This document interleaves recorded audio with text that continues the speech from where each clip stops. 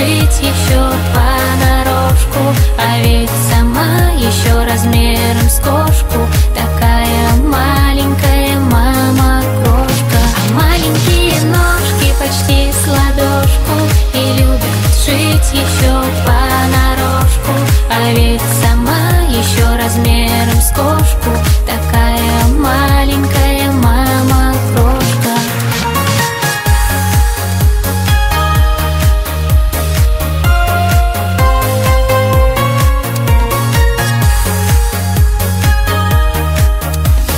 Мой привычный голос говорит изнутри, как будто так однажды было с тем, кто любит мосты. Когда шагаешь в чистый воздух, июль тебе хохочет: лети.